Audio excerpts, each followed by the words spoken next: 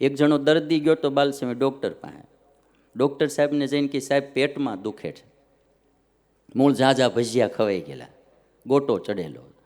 તો કે સાહેબ પેટમાં દુખે છે. તે સાહેબ કે ક્યાં દુખે છે અને ક્યારે દુખે છે? ક્યાં દુખે છે અને ક્યારે દુખે છે? એટલે આવડો દર્દી કે સાહેબ ગમે ત્યારે દુખે છે ને ગમે ત્યાં દુખે છે. એ કે ગમે ત્યારે દુખે છે અને ગમે ત્યાં દુખે છે. ડૉક્ટર સાહેબે 2 ટીકડી આપી કે લ્યો આ ટીકડી લઈ લેજો. દર્દી કે સાહેબ આ ટીકડીથી શું થશે? ડૉક્ટર સાહેબ કે ગમે ત્યારે જવું પડશે અને ગમે ત્યાં જવું પડશે. એ કે ગમે ત્યાં જવું પડશે, ગમે ત્યારે જવું પડશે ને ગમે ત્યાં જવું પડશે. આવું ન ખાવું. ડાયાબિટીસ હોય તો પછી સમજી લેવું કે ભાઈ બહુ પછી ગળ્યું ખવાય નહીં. આપણને પેટમાં ગોટો ચડતો હોય, ભજીયા પછી ખવાય નહીં, ઝાડા થઈ જતા હોય. કાંઈ પણ આમ એવું થાય, આપણને એમ લાગે કે આ આપણા શરીરની માટે અનુકૂળ નથી, બધાય ખાતા હોય ને તો આપણે ન ખવાય. એટલું તો જીતેન્દ્રિય થવું જોઈએ. આખું ગામ ભલે ને ખાતું હોય, આપણે ન ખવાય. જો મારે તો આ સતત કથા આયલા કરે એટલે મારે તો બહુ સંયમ રાખવો પડે. મારા ચેલા બધાય માળા બેઠા બેઠા કરોડ ખાતા હોય, ગુરુ બેઠો બેઠો જોયા કરે. હવે આપણે કથા કરવાની હોય ભાઈ, એટલે અને સતત આયલા કરે તો સતત. એટલે મને તો એમ થાય કે આ કથા વાર્તા છે એ આપણા માટે ભગવાને બહુ સારો નિયમ બનાવી દીધો. સેજે સેજે નિયમ બધા રે. ખાધે શું થવાનું? શરીર સ્વસ્થ રહે એ વસ્તુ મેઇન છે. એટલે મારે ને તમારે બધાએ બહુ ધ્યાન રાખવું જોઈએ. એક જણાને ખાવામાં નક્કી ન રહે ને એટલે બહુ ખવાઈ જાય. ભજીયા આવે ને એટલે મારે એક હતા ભગત, પહેલાં મારી ગાડી ચલાવતા હતા.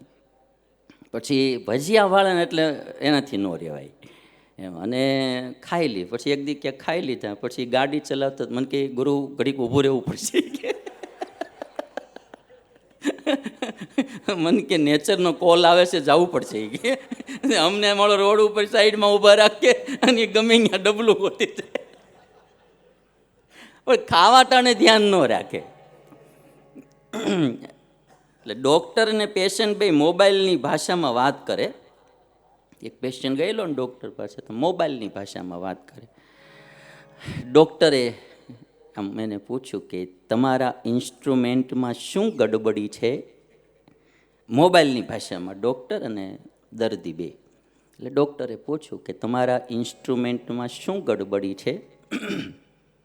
એટલે પેશન્ટ કે સાહેબ સવારના તમે બહુ દાંત કાઢો, મોર બેઠેલા એલા.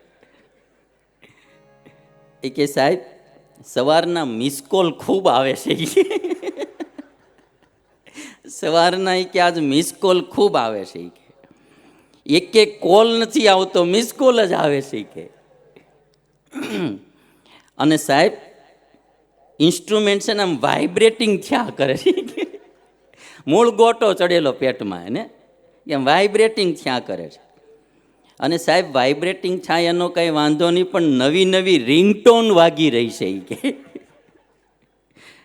અને સાહેબ ઇનકમિંગ શરૂ છે ને આઉટ ગોઈંગ બંધ થઈ ગયું છે. કે આઉટ ગોઈંગ બંધ થઈ ગયું છે. કે ડૉક્ટર સાહેબ કે 2 મેસેજ લખી દઉં છું, સવાર સાંજ લેજો, સારું થઈ જાય તો મિસ કોલ કરી દેજો. એ કે એટલે ખાવામાં આજકાલ બધાને એટલી બધી આ લૂલી, આને જીભને અમારે સંતો લૂલી કે એ માળી હખણી રહેતી જ નથી. ન ખવડાવવાનું ખવડાવ્યા જ કરે.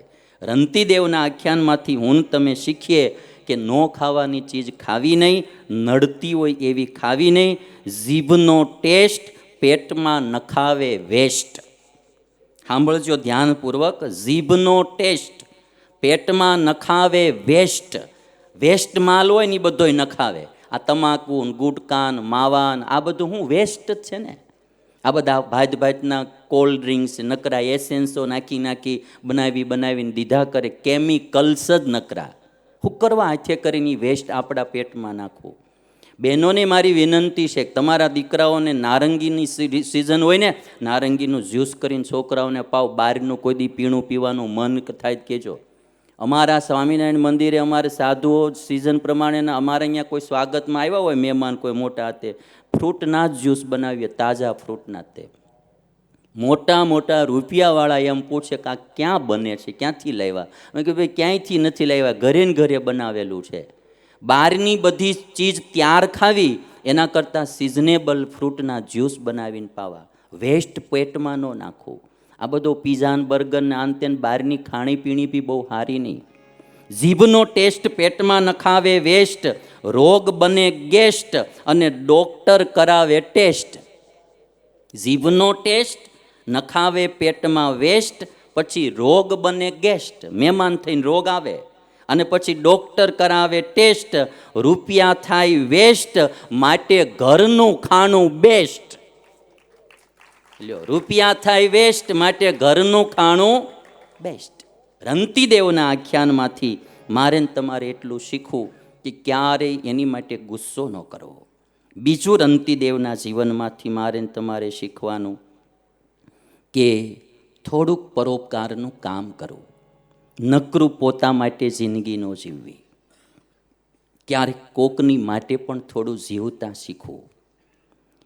એટલા માટે એમ કહેવાય કે જે પોતા માટે જ નકરું જીવે છે એનું મરણ થાય છે, અને જે બીજા માટે જીવે છે એનું સ્મરણ થાય છે.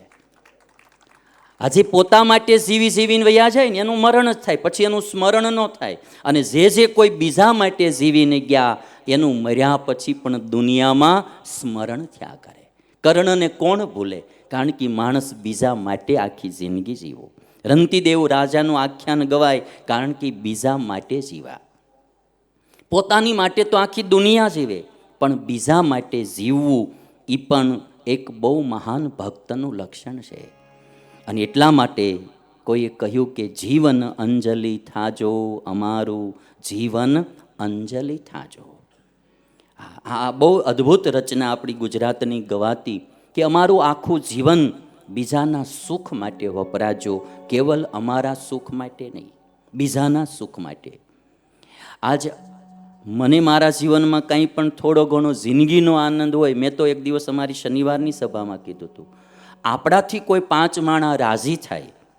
મેં મહાભારતની કથા કરવામાં કેટલો દાખલો કર્યો. 1,00,000 શ્લોકનો ગ્રંથ, 1,00,000 શ્લોક મેં સંસ્કૃતના વાંચ્યા છે ભાઈ, સંસ્કૃતમાં, મૂળ ગ્રંથમાં.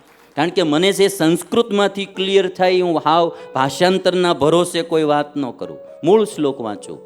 પણ એ મહાભારતની કથા, મહાભારતની સિરિયલમાં તો 5-10% પ્રસંગો માંડ લેવાના હશે, બાકીના 90% પ્રસંગો જે ક્યાંય કોઈએ ન સાંભળ્યા હોય એ મહાભારતની કથામાં વર્ણવ્યા. આજ ગુજરાતભરના હજારો બહેનો ભાઈઓ ને દાદા દાદીઓના આશીર્વાદ મને મળી રહ્યા છે. કેટલા માણસો એનાથી સુખી થઈ રહ્યા છે. દાખલો કરવો પડે, મહેનત કરવી પડે, એક જગ્યાએ બેસીને વાંચવું પડે 5-5, 6-6 કલાક. કઠણ તો બહુ પડે, આ માણસને વાંચવું બહુ કઠણ પડે, પણ એટલી મહેનત કરીએ તો કેટલા બધા રાજી થાય અને એનો આશીર્વાદ મળે, એ જિંદગીની આપણને મજા લાગે.